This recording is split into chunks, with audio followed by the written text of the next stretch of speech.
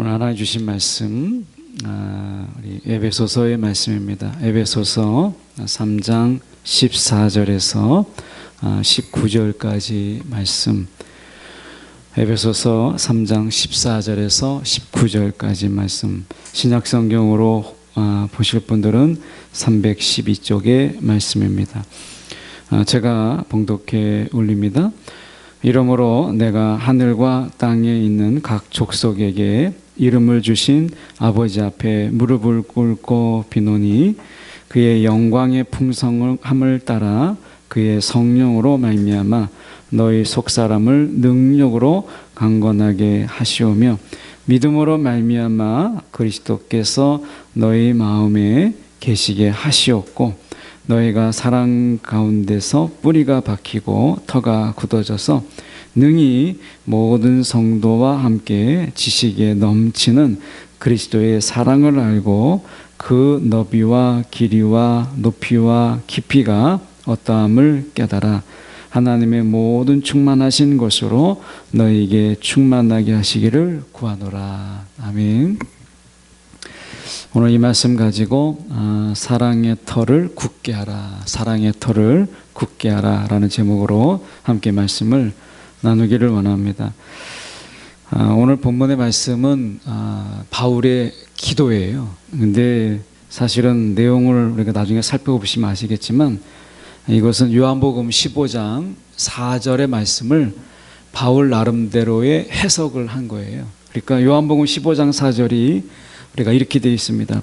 내 안에 거하라 나도 너희 안에 거하리라. 가지가 포도나무에 붙어 있지 아니하면 스스로 열매를 맺을 수 없음 같이 너희도 내 안에 있지 아니하면 그러하리라 라고 하는 이 말씀을 사도 바울이 자기 나름대로의 해석이거든요. 그러니까 이런 생각이 들어요. 이 사도 요한은 굉장히 단순하고 심플하게 이것을 표현해요. 그러다 보니까 구체성이 좀 떨어지죠. 사도 요한은 그러니까 좀 쉽게 표현하는 거예요. 근데 그 속에서 구체성이 떨어져요. 근데 사도 바울은 같은 말인데 굉장히 어렵게 하는데 탁월하잖아요. 사도 바울은 쉬운 걸 어렵게 하는데 정말 잘하는 사람인데 근데 구체성은 있는데 내용이 뭔지를 잘 파악하기가 어려운 복잡성이 있어요.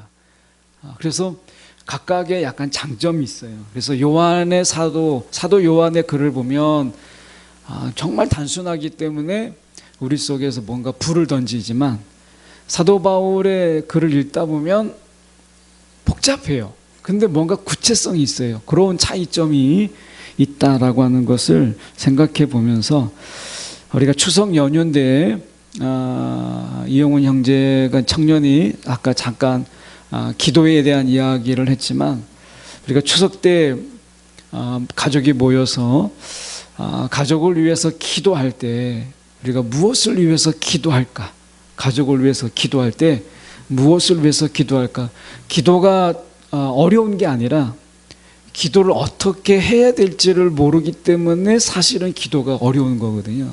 그러니까 우리가 사람과의 대화, 기도가 대화라고 이야기할 때 사람과의 대화를 할 때 어떤 경우는 1시간, 2시간 또 가족이 오랜만에 모일 때는 막 더 길게도 우리가 대화를 나누는데 정말 하나님이 우리 가운데 그분을 빼고 인생을 말할 수 없다라고 하는 그런 귀한 분인데 그분하고 막상 이야기하려고 하면 5분을 넘기기 어려운 10분을 넘기기 어려운 이유가 무엇이냐면 기도라고 하는 것을 어떻게 해야 되는지 무엇을 구해야 되는지를 알지 못하기 때문에 그런 거거든요. 그래서 오늘 사도 바울이 기도 가운데 그는 정말 자신의 영적 자녀인 교회들을 위해서 그 교회 성도들을 위해서 무엇이라고 기도했는가. 오늘 본문에서 한 2가지 사도 바울이 기도한 것이 나옵니다. 오늘 우리가 가족을 위해서 기도할 때 이 2가지를 기억하면서 우리도 이것을 위해서 기도해야 되겠다 이런 마음을 좀 가졌으면 좋겠다 싶어요. 아마 우리가 기도할 때 자녀의 건강을 위해서 또 자녀의 성공을 위해서 또 출세를 위해서 또 뭐 행복한 가정을 위해서 기도하는 경우는 많이 있지만 오늘 사도 바울의 이 기도처럼 이런 기도는 우리가 많이 경험하지 못한 그런 기도라고 생각해요. 근데 우리가 사도 바울의 기도와 우리의 기도를 좀 돌아보면서 우리가 이런 기도도 해야 되겠구나라는 부분을 한번 정도 생각해 볼 수 있는 오늘 이 아침이 되기를 원합니다. 오늘 먼저 15절과 16절에 보면 사도 바울이 누구에게 기도했는가? 기도는 기도의 대상이 필요하잖아요. 그러니까 그 대상이 누구냐라고 하는 것을 설명하고 있어요. 14절에 보면 이렇게 말합니다. 이러므로 내가 하늘과 땅에 있는 각 족속에게, 이렇게 되어 있고요. 15절에는 이름을 주신 아버지가 나옵니다. 아버지와 족속의 관계를 저희 성경에서는 풀 수가 없어요. 한글 성경에서는 이거를 풀 수 없게 되어 있어요. 그래서 굳이 아침부터 죄송하지만 헬라어를 잠깐 이야기를 제가 늘어놔야 되는데요. 먼저 아버지라는 말은 우리가 파테르라는 말이에요. 파테르. 그러니까 영어 성경에 보면, 영어에 보면 father라고 되어 있는데 이것이 파테르라고 되어 있어요. 이게 아버지고요. 족속이라고 되어 있는 이것은 파트리아예요. 그러니까 잘 들어보시면 파테르와 이 파테르라는 말에서 파생어가 우리가 파트리아라고 하는 이 족속이라는 말이에요. 이 족속이라는 의미가 뭐냐면 결국 한 아버지 안에서 나온 자녀들인 거예요. 그러니까 그들은 형제고 자매가 되는 것을 이야기하는 것이죠. 그러니까 우리는 하나님이 아담을 지으시고 아담에게 하와를 보내셔서 한 가정을 이루게 하시고 그 속에서 자녀를 주신 것이죠. 그러니까 우리는 그 한 아버지 아래서 형제요 자매된 자들이라는 거예요.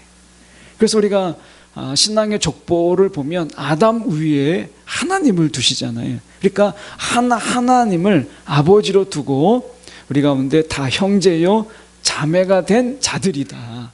이게 족속이라는 의미거든요. 그러면 우리가 기도해야 될 게 누구냐면 아버지라는 거예요. 아버지. 우리의 근원 되시는 아버지.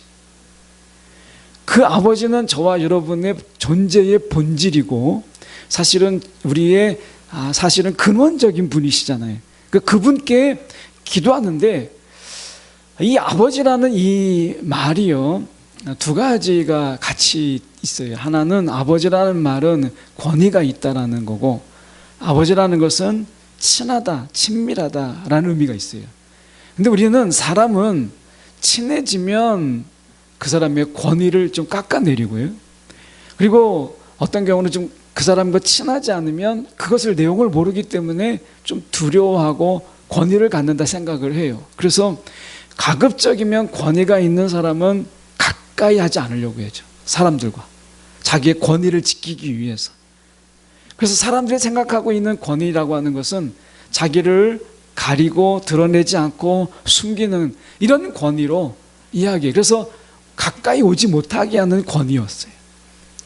그러니까 과거의 가부장적 권위 속에서 그 아버지는 자녀들이 아버지에게 가까이 하지 못하도록 하는 그런 권위였어요.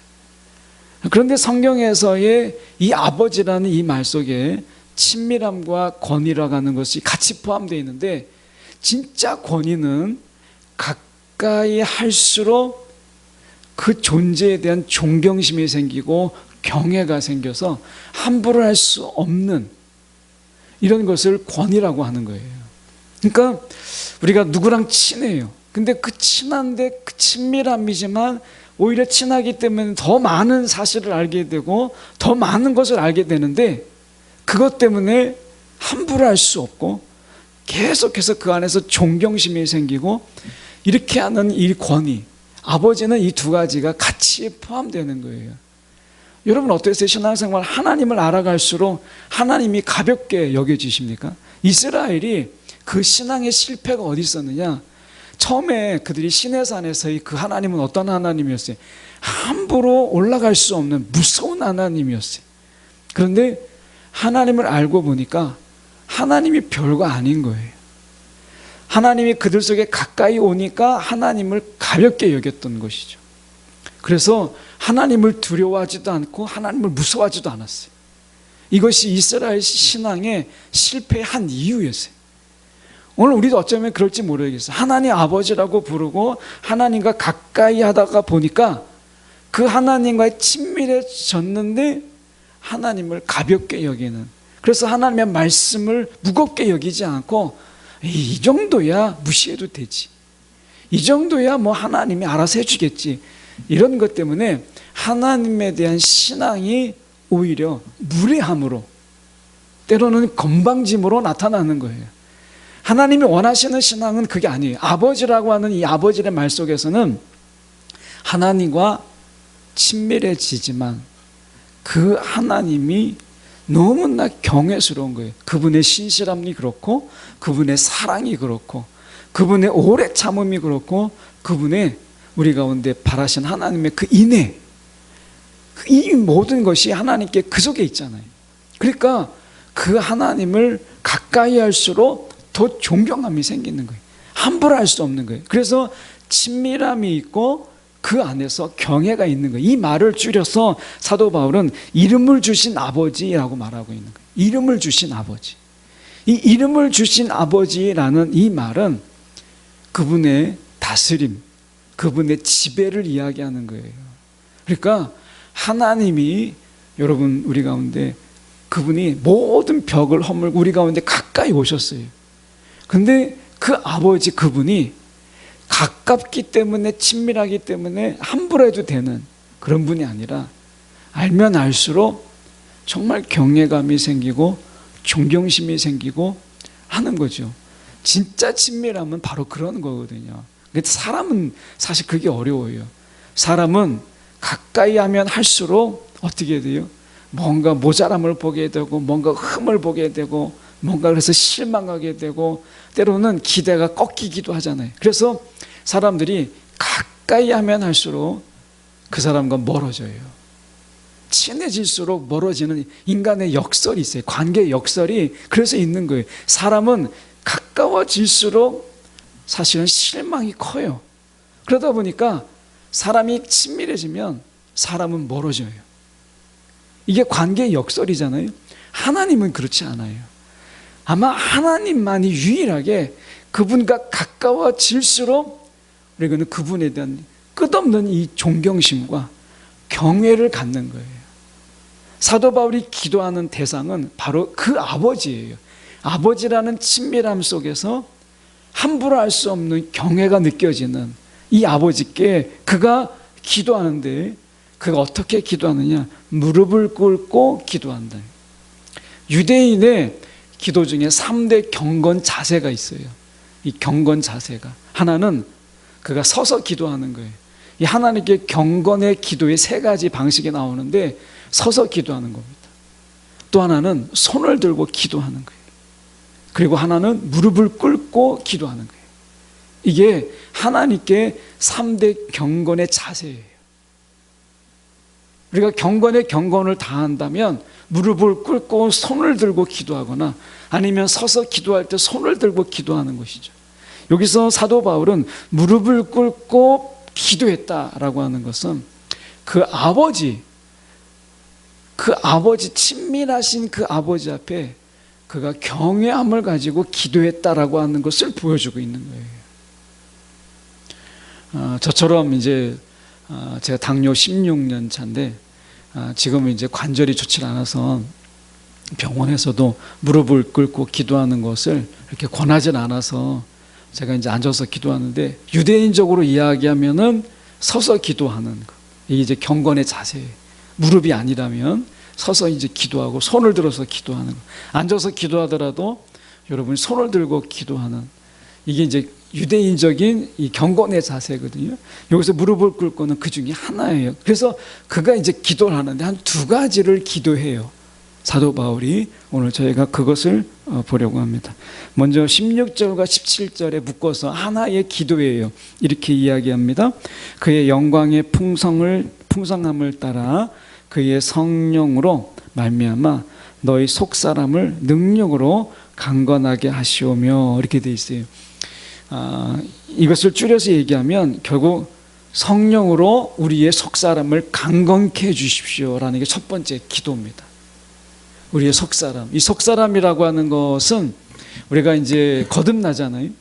이 거듭나는 가운데서 이제 새로운 사람이 우리가 이제 거듭나게 되는데, 그 거듭나는 가운데 가지게 되는 심령, 이것을 우리가 속사람이라고 이야기하죠. 좀 어려운 말이지만 우리가 예수 안에서 저와 여러분이 예수를 믿음으로 말미암아 이제 우리 안에 그전의 삶, 이전 것은 다 지나가고 우리가 새 사람이 되는데, 이것을 우리가 중생이라, 거듭남이라 이야기하는 거예요. 그 거듭남의 핵심은 심령이에요. 우리의 마음이 전혀 새로워지는 것을 이야기하는 거죠. 여기에 속사람은 그 심령을 이야기하는 거예요. 그러니까 저와 여러분의 심령이 예수를 믿음으로 인해서 이제 바뀌지는데, 그래서 그동안에 뭔가 구하고 원했던 우리의 탐함과 욕심과 욕망이 이제 전혀 바뀌어요. 돈을 욕망하고 세상의 물질을 욕망했던 그것이 이제 주님을 더 갈망하게 되고 하나님의 은혜를 더 사모하게 되는 것으로 완전히 바뀌잖아요. 근데 이 마음이 이렇게 바뀌었는데, 이 마음이 어떻게 해요? 이렇게 바뀌었음에도 불구하고 옛날로 자꾸 돌아가려고 하는 이것을요, 막을 수가 없어요. 우리가 생각해 보세요. 이렇게 이제 어제 동생네하고 이렇게 모였는데, 한번 돌아오면서 제가 동생네하고 아버지하고 저하고 이렇게 이야기할 때 제일 많이 이야기한 게 뭘까? 이렇게 돌아와서 생각해 보니까 집 얘기를 제일 많이 얘기했더라고요. 집 얘기를 제일 많이 한 거예요. 결국에는 그 속에서 뭔가 좀 새로운 이야기를 할 거라고 생각하고 갔는데, 결국엔 집 얘기를 제일 많이 했어요. 사람이 사는 거, 그 정말 중요하긴 하지만 그 어려운 만남 속에서 코로나가 정말 3년 만에 이렇게 가족 관계 다 만나게 되는데, 그전에는 동생네가 오면 저희가 피하고, 저희가 가면 동생네가 좀 나중에 오고, 이렇게 해서 3년이 갔잖아요. 근데 정말 3년 만에 가족이 같이 모이는 가운데 제일 많이 이야기한 게 집을 이야기하는 걸 보면서, 제가 돌아오면서 이건 아닌데, 이런 생각을 했어요. 근데 여러분 생각해 보십시오.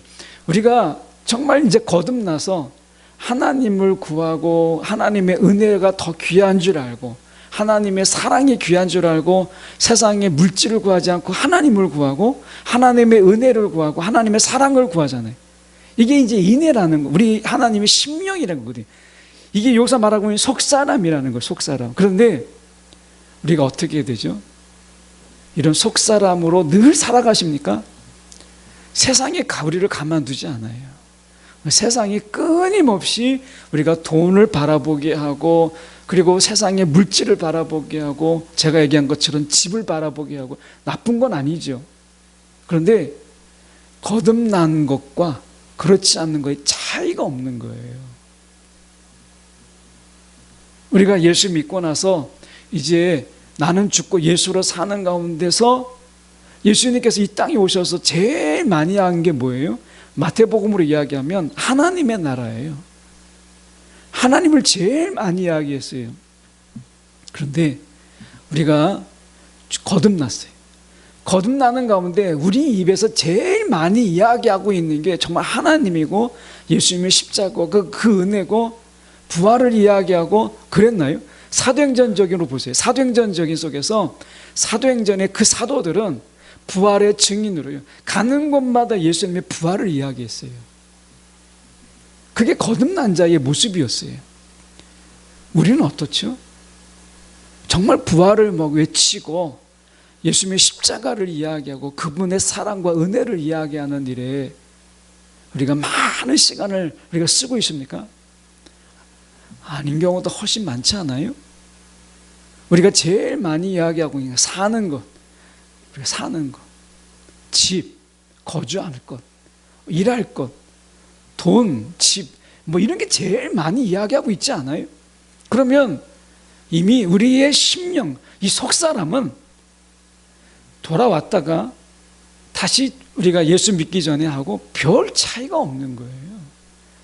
우리의 이 속사람, 예수 믿고 새롭게 된 우리의 심령은요, 하나님께 이 심령을 왜 주셨겠어요? 주님을, 우리가 마지막 찬양처럼 주를 바라보라고 계속해서 주님을 바라보고 주님을 이야기하고, 그리고 주님의 사랑을 이야기하는 거예요. 우리 속에서 아마 몇 년을 살지 우리가 모르겠지만 사는 날 동안에 주님을 부활을 이야기하고 사랑을 이야기해도 시간이 부족할 거예요.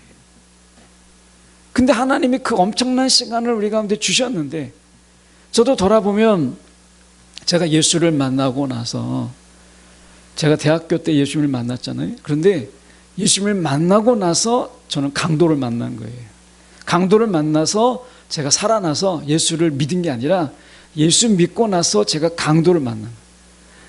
머리를 40반을 꼬매고 하는 가운데 제가 제일 첫 번째 질문이 무엇이냐면, 예수님을 만났고 예수님의 은혜를 내가 알았고 예수님을 나의 인생의 주인으로 모셨는데 왜 그 강도를 막아주지 않을까? 왜 나에게 강도를 만나서 정말 그 많은 피, 몸의 거의 반을 다 피로 쏟아내고 그리고 머리를 40반을 꼬맬 때까지 하나님이 그냥 놔두셨을까? 라고 하는 것이었어요. 근데 한참 지난 이후에 제가 그거를 알게 된 게 뭐냐면, 생명은 하나님의 것이구나 라고 하는 거였어요. 아, 내 생명은 하나님이 받으셨구나. 나는 벌써 그 자리에서 죽은 건데 하나님이 내 생명을 받으셔서 하나님의 쓰시는 대로 날 쓰시기 위해서 두신 것이구나. 내 생명은 이제 하나님의 것이구나 하는 것을, 그거는 제가 체험으로 경험을 한 거예요. 여러분, 우리가 생각해 볼 때 속사람, 겉사람은 이제 다 이제 벗겨지고 말죠. 속사람이 날마다 새로워지는 거예요. 그러면 우리는 날마다 예수님의 사랑을 이야기하고 날마다 주님의 부활을 이야기하고 은혜를 이야기하는 그런 자의 삶이라는 거예요. 언어가 바뀐다는 거예요. 말이 달라진다는 거예요. 말하고 싶은 내용이 바뀌어지는 거예요.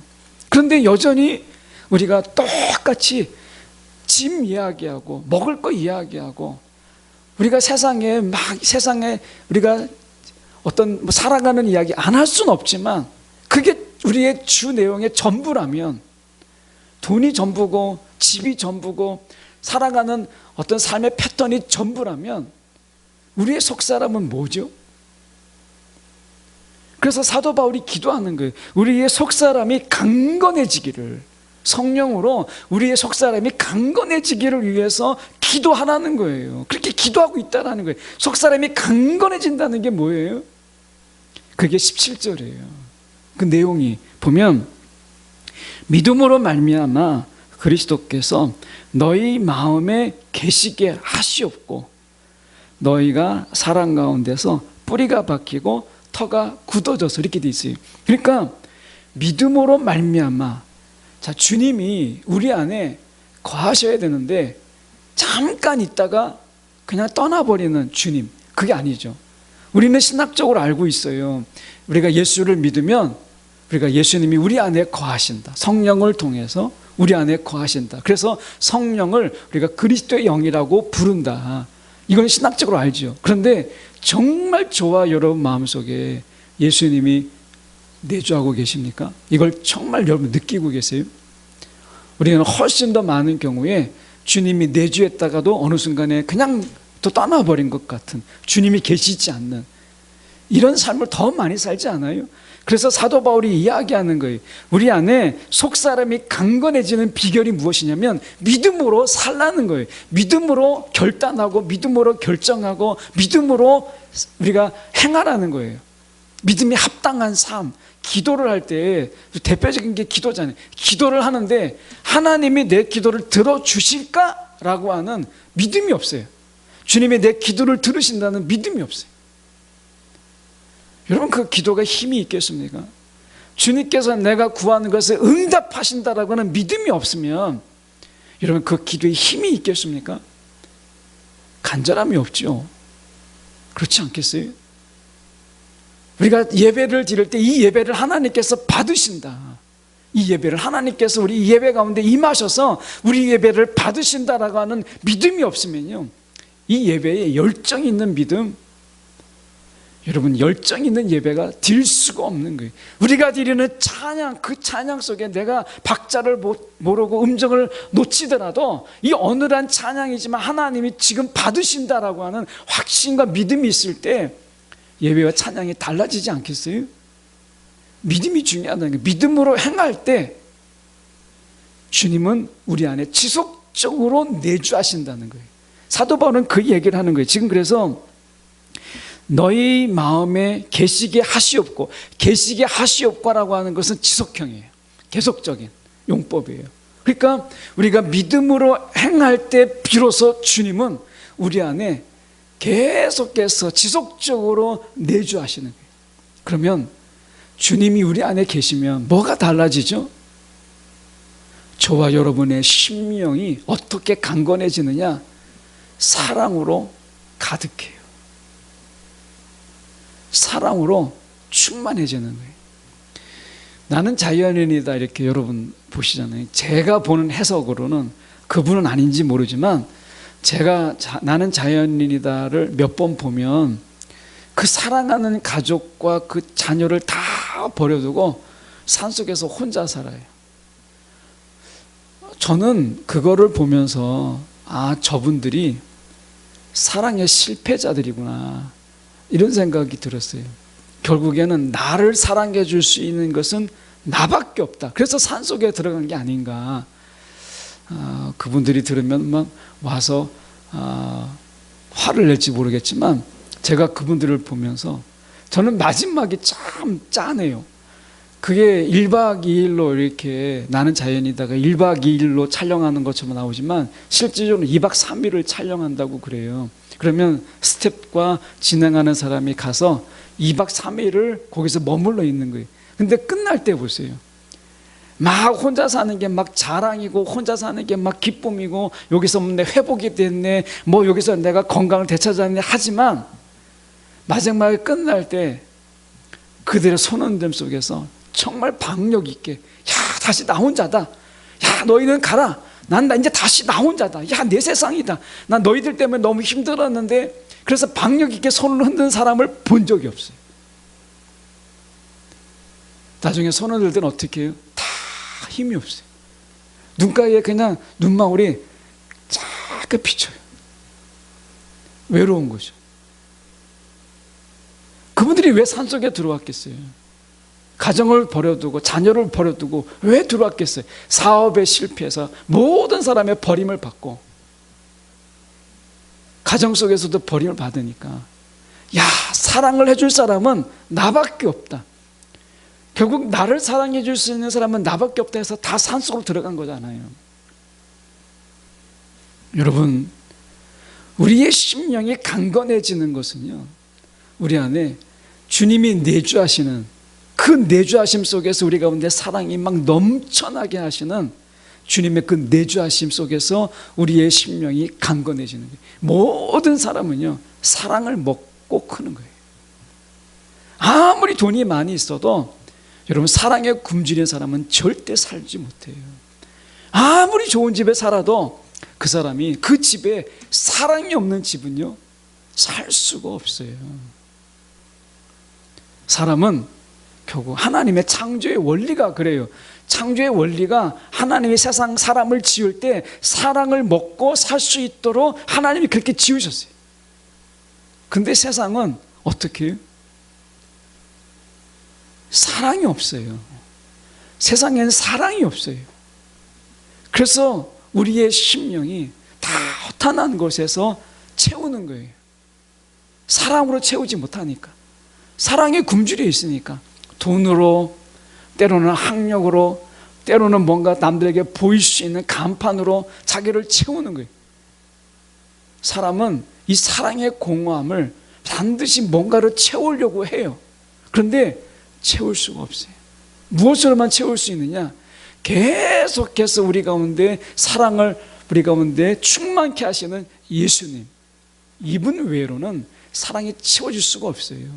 우리의 심령이 강건해질 수가 없어요. 그래서 사도 바울은 이야기하는 거예요. 주님의 그 내주하심을 통해서 우리 안에 그 사랑, 넘치는 사랑, 그 사랑이 우리의 뿌리를 튼튼하게 하고 우리의 털을 굳게 하는 거예요.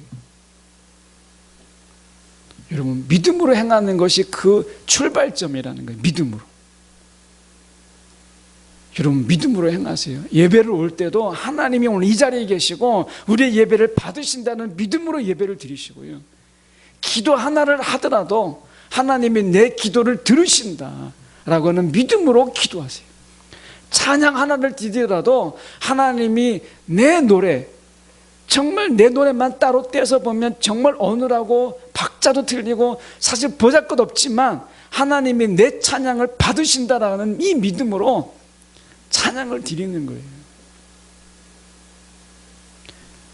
여러분, 오늘 우리가 그 믿음으로 행할 때 주님은 우리 안에 내주하시고 저와 여러분의 그 허전한 마음을 사랑으로 채우시는 거예요.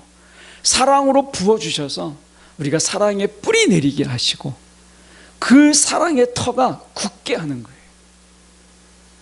이게 아니면 여러분, 우리는 세상에 사랑을 찾아서 여기저기 방황하는 거예요. 방황. 여러분, 세상에서 가장 불쌍한 사람이 누구예요? 사랑을 찾아서 방황하는 자들이에요. 그것처럼 불쌍한 사람이 없어요. 사랑을 구걸하고 사랑을 찾아서 방황하는 자가 인생에 있어서 제일 불쌍한 거예요. 여러분, 하나님이 그런 불쌍한 인생 속에 저와 여러분을 구해주신 거잖아요. 그리고 어떻게 해요? 다함이 없는 사랑으로 우리 가운데 부어주시는 거예요. 여러분, 사람이 사랑으로 우리 마음에 가득하면 세상에 두려움이 없어요. 사람이 무서워하고 두려워하는 것은 그 속에 사랑이 없기 때문에 그런 거거든요. 그래서 첫 번째 기도가 우리가 성령으로 너희 속 사람이 강건해지기를 기도하는 거예요. 이게 첫 번째 기도예요. 근데 이 강건함은 다른 것으로 아니에요. 주님의 사랑, 주님이 우리 가운데 내주하심으로 부어주시는 사랑이 우리의 심령을 강건하게 하는 거예요. 저와 여러분이 사랑으로 채우세요. 다른 어떤 것도 여러분 우리의 허전한 마음을 채울 수가 없어요. 제가 이렇게 그분들을 이렇게 함부로 이야기하는 건 아니지만 이렇게 보면 이제 연세가 드시고 그러는 가운데서 이제 돈은 있고 뭐 이렇게 특별한 게 없잖아요. 그러니까 이게 팬덤이 생기더라고요. 그래서 제가 한번 그때 기도원에 이렇게 갔을 때 포천을 지나서 이제 철원으로 가서 기도원을 갔었는데 그 포천을 지나고 나니까 들리는 게 그게 뭐냐면 거기 임영웅 씨 그 카페가 있잖아요. 거기에 그렇게 많은 분들이 연세 드신 분들이 그 카페에 찾아오신다는 거예요. 그 노년에 어딘가에게 내가 이렇게 마음을 쏟지 않으면 안 되는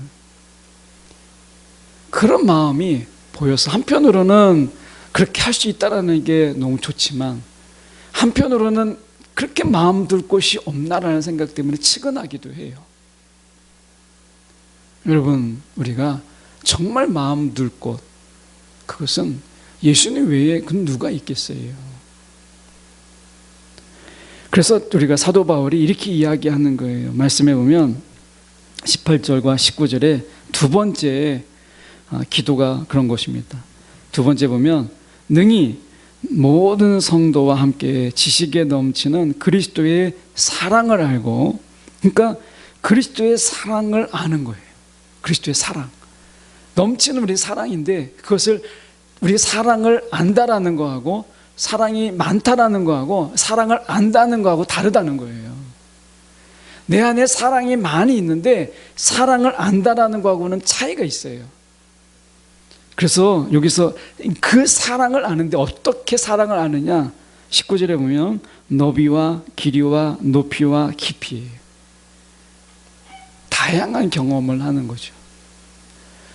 얼마 전에 KBS에서 이 쇠제비 갈매기가 우리나라에 와서 이렇게 이제 새끼를 낳고 그리고 나서 다시 때가 되면 떠나는 그거를 한 몇 개월 동안 이렇게 자연 다큐로 찍었던 것을 방영을 하길래 잠깐 봤어요. 이 쇠제비 갈매기가 새끼를 낳는데요. 처음에는 어미새가 이 어미는 이제 계속 알을 품고 그리고 새끼를 품어요. 근데 이제 이 아빠새는 계속해서 먹이를 잡아다가 날라주는 거예요. 계속해서 날라주는 거예요. 근데 어느 정도 이제 새끼가 날개도 생기고 걸을 수 있고 하니까 먹이를 안 주더라고요. 먹이를 안 주는 거예요. 약 올려요, 오히려. 그러니까 이 새끼가 나중엔 처음에는 장난인 것 같다가 진짜 먹이를 안 주거든요. 그러니까 날개짓을 하는 거예요. 이제 어깨에다 힘이 들어가고 날개에 힘이 들어가는 거예요. 그러다가 바다로 날아가 버려요. 먹이를 들고. 그러니까 이 새끼가 이 아빠 입에 있는 이 물고기를 빼앗으려고 날개짓을 퍼득해요. 그 비로소 나는 거예요. 사랑의 모양은 새끼 때는 먹이를 계속 입에 넣어주는 게 사랑이죠. 근데 좀 지나면 먹이를 안 주는 게 사랑이에요. 너가 날 수 있도록 먹이를 안 주는 게 사랑인 거예요. 사랑은 입체적인 겁니다. 여기 말씀이 그거예요. 너비와 길이와 높이와 깊이. 사랑은 하나가 아니에요. 사랑은 정말 입체적인 거, 다양한 거예요. 여러분, 주는 사랑이 있고 때로는 우리가 하나님 한없이 주는 거예요. 근데 어떤 거는 우리가 다 주기만 합니까? 어떤 경우는 주지 않는 사랑도 있고요. 그리고 안아주는 사랑이 있다면 때리는 사랑도 있는 거예요. 사랑은 정말 다양하잖아요. 여러분, 하나님의 우리에 대한 사랑이 어떠세요? 때로는 연단하는 것도 하나님의 사랑이에요. 단련시키는 것도 하나님의 사랑이에요.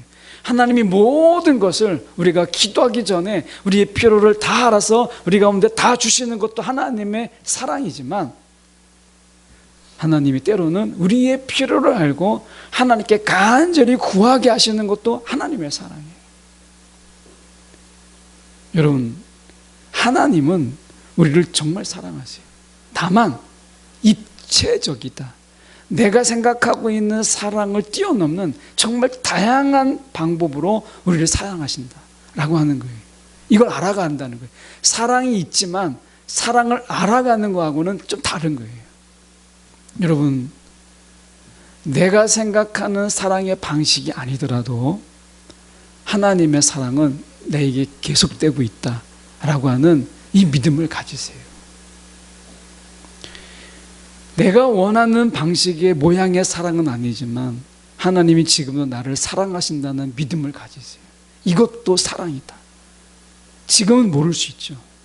근데 사도 바울은 이야기하고 있는 거예요. 그 너비와 길이와 높이와 깊이가 어떠함을 깨달아. 하나님의 사랑이 내 안에 있지만 내가 깨닫지 않고 알지 못하면 그게 사랑인 줄 또 모르는 거예요. 그래서 사도 바울은 이야기할 때 두 번째 기도가 그리스도의 사랑을 아는 자가 되라. 그리스도의 사랑. 이거는 경험이에요, 경험. 체험이에요. 그래서 그렇게 됨으로 인해서 그것을 사랑을 깨닫게 되면 어디 이르게 되는 줄 아세요? 이렇게 됩니다. 하나님의 모든 충만하신 것으로 너에게 충만하게 하시기를 구하노라. 하나님의 다스림 안에 우리가 거하는 거예요. 하나님의 다스림 안에.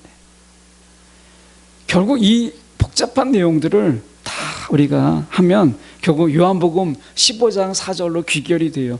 내 안에 거하라 나도 너희 안에 거하리라. 가지가 포도나무에 붙어 있지 아니하면 스스로 열매를 맺을 수 없음 같이 너희도 내 안에 있지 아니하면 그러하리라. 결국 주님 안에 거하는 거예요.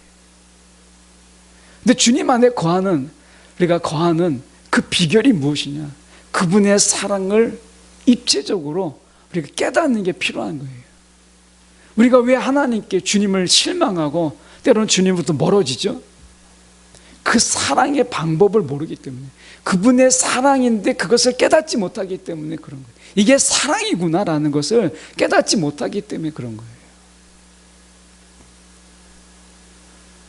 아까 이 형훈 형제 청년이 그랬잖아요. 정말 들어가서 제사를 위해서 기도했는데 그날 제사를 드렸다는 거잖아요.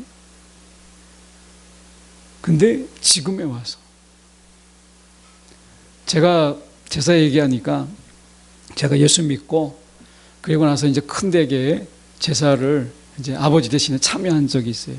근데 거기에 집안의 어르신이 정말 사단의 역사는 놀라워요. 저는 그 서열상 이렇게 제사상에 들어가서 잔을 따르거나 잔을 돌리거나 잔을 올릴 수 있는 서열이 아닙니다. 근데 그날 제가 참석을 했어요. 하고 큰어머니는 이제 제가 교회 다니는 걸 아니까 그냥 뒤에 서서만 있어라 이렇게 했던 거죠. 그런데 그 지금은 돌아가셨지만 그 어르신께서 오늘은 너가 와서 잔을 따라서 올려라 이렇게 하는 거예요. 너무 놀랍잖아요. 정말 놀라워요. 영적인 것은 빈틈이 없어요. 바로 그날이었어요. 근데 제가 무슨 용기가 있는지 거절을 했어요. 저는 잔을 따를 수 없다. 그래가지고 그 어르신이 얼마나 역정을 내시는지 서 있지도 말라고 해가지고 2층에서 올라 쫓겨갔어요. 그래서 그 다음부터 그렇게 홍역을 치르고 나서는 제가 제사에서 완전히 배제가 됐어요. 안 드려도 되는 거예요. 공식적으로. 그리고 얼마 안 있다가 그분이 돌아가셨어요. 오히려 제가 생각할 때는 그 제사가 끝나고 그분에게 복음을 전할 수 있는 기회였구나. 그 시간이 길지 않았구나 하는 생각을 가져보기도 해요. 여러분, 오늘 우리가 정말 그리스도의 사랑 한 가지가 아닙니다. 그 사랑의 방법, 그 깊이와 넓이가 얼마나 깊은지요. 여러분, 그 사랑을 아는 자가 되라는 것, 이게 사도 바울의 기도예요. 그리스도의 사랑의 깊이와 넓이, 그 길이. 여러분, 그 사랑을 우리가 어떻게 다 알 수 있겠어요? 우리 자녀들이 자라는 가운데 자기가 원하는 거 안 해준다고 막 역정내고 화내고 때리기도 하잖아요. 그런 철딱서리 없는 그런 게 우리 모습 아니에요? 하나님, 내가 원하는 사랑은 이런 게 아닌데, 그런데 주님은 우리 가운데 우리가 생각하지 못하는 방법으로 우리를 사랑하고 계시다는 거예요. 그래서 여러분, 우리가 정말 기도가 필요한 것은 그 사랑을 깨닫는 거예요. 아는 거예요. 풍성한 사랑이 있는 것만으로 여러분, 우리가 그 사랑을 다 알 수가 없어요. 그래서 우리 가운데 그 풍성한 사랑을 내가 깨닫도록 그 사랑이 얼마나, 지금 보면 너비가, 그 길이가, 높이와 길이가 다 깊이가 다른지 그 사랑을 우리가 헤아릴 수 있는 지혜가 필요한 거예요. 그래서 그리스도의 사랑을 알 수 있도록 기도하는 게 필요하다는 거예요.